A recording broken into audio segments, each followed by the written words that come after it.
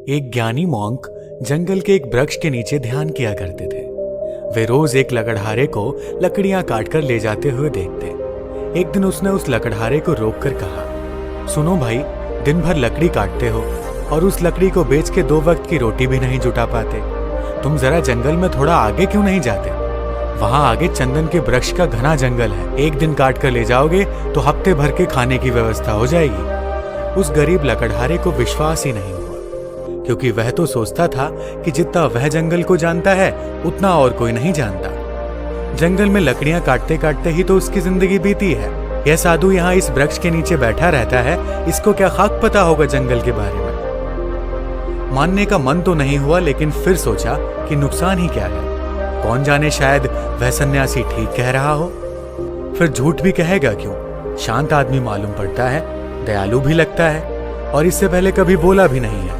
एक बार प्रयोग करके देखने में क्या जाता है। साधु की बातों पर विश्वास करके वह लकड़हारा जंगल में आगे गया। जब वह वहां से लौटा तो साधु के चरणों में सिर रख दिया और कहा, मुझे क्षमा करना, मेरे मन में बहुत संदेह आया था, क्योंकि मैं सोचता था कि मुझसे ज्यादा इस जंगल के बारे में और कौन जानता है।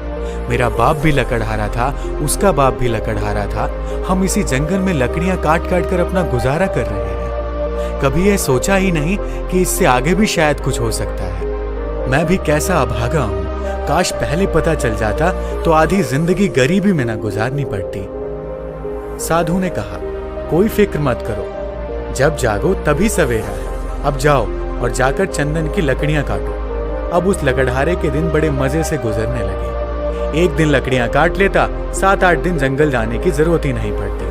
बाजार में उसकी इतनी कीमत मिल जाती जिससे वो अपने परिवार के लिए हफ्तों के राशन पानी का बंदोबस्त कर लेता। ऐसे ही दिन गुजरने लगे। लकड़हारा हफ्ते में एक दिन जंगल जाता, चंदन की लकड़ियां काटता और जाकर उन्हें बाजार में बेच देता। एक दिन जब वो लकड़ियां काटने जा रहा था तो उस साधु ने उसे रोककर कहा, तुम जब से चंदन की लकड़ियां ही काट रहे हो, आगे नहीं गए? तुम्हारे मन में कभी यह सवाल नहीं आता कि इससे आगे भी कुछ हो सकता है?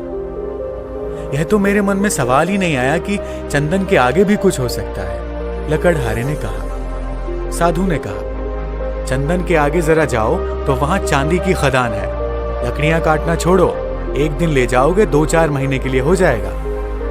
अब तो वह साधु पर भरोसा करने लगा था। बिना कुछ सोचे समझे वह वहां से भागा। वहां जाकर उसने देखा तो वह हैरान रह गया। वहां तो सचमुच एक चांदी की खदान थी। वह खुशी से उछलने लगा।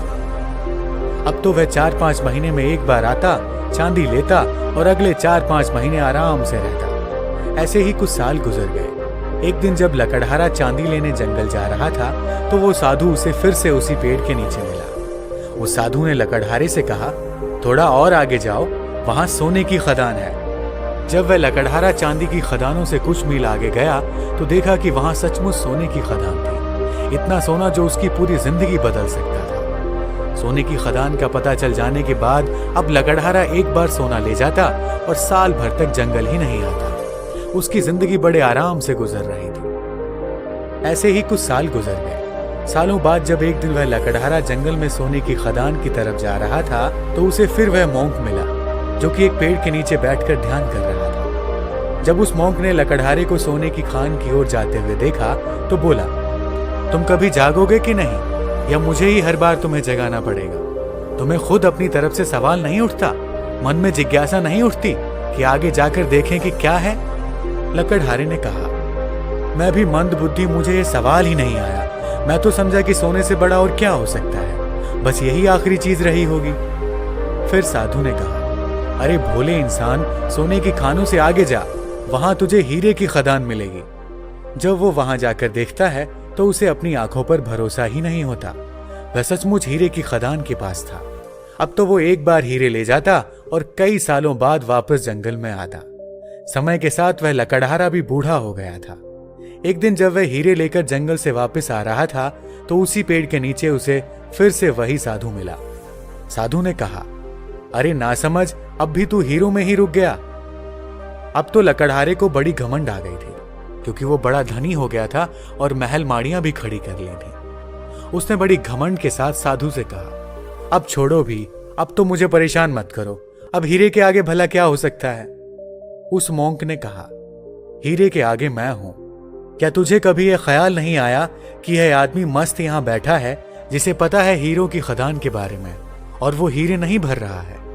इसको हीरों से भी आगे, हीरों से भी बड़ा कुछ बहुमूल्य मिल गया है, तभी तो यहां निश्चिंत बैठा है। क्या तुझे यह कभी विचार नहीं आया? उस साधु की बात सुनते ही वह लकड़हारा रोने लगा और उस ध्यानी मॉन्क के पैर पकड़कर कहता है, मैं भी कैसा मूर्ख हूं, कभी सोच ही नहीं पाया कि जिसने यह सोने चांदी हीरे जवाहरात छोड़ दिए उसके पास जरूर इन हीरे जवाहरातों से भी बड़ा धन होगा। मैं जानना चाहता हूं कि तुम्हारे पास वह कौन सा धन है जिसके सामने इस दुनिया की सारी दौलत छोटी है। लकड़हारे की बात सुनकर साधु कहता है, वही तो मैं तुम्हें बताना चाहता हूं, उस धन का नाम है ध्यान। लकड़हारे ने कहा, लेकिन मुझे तो ध्यान करना ही नहीं आता। साधु ने कहा, ध्यान करना बहुत सरल है। बाहर का धन तो बहुत इकट्ठा कर लिया, अब जरा भीतर की ओर मुड़ जाओ और आराम से बैठ जाओ, फिर देखो कि तुम्हारे अंदर क्या चल रहा है। अगर कोई अनुभव हो तो उसे पकड़ो मत, बस देखो। हो सकता है तुम्हें परमात्मा मिले, लेकिन तुम्हें उन्हें भी नहीं पकड़ना है। तब तक देखते रहो जब तक कि सभी अनुभव, सभी विचार शांत ना हो जाएं। मगर ध्यान रहे, जबरदस्ती किसी भी अनुभव को करने की कोशिश मत करना। इस विचार को खत्म करने का प्रयास कभी मत करना। जब कोई अनुभव ना रहे और कोई विचार ना रहे, तब तुम निर्भीक होकर समाधि में स्थित हो जाओगे। फिर इधर उधर नहीं भटकोगे और तभी केवल शून्य होगा, और उस शून्य में ही जलता है बोध का दिया, आत्मज्ञान का दिया। ध्यान करने के लिए एक चीज जो सबसे महत्वपूर्ण है वो है धैर्य।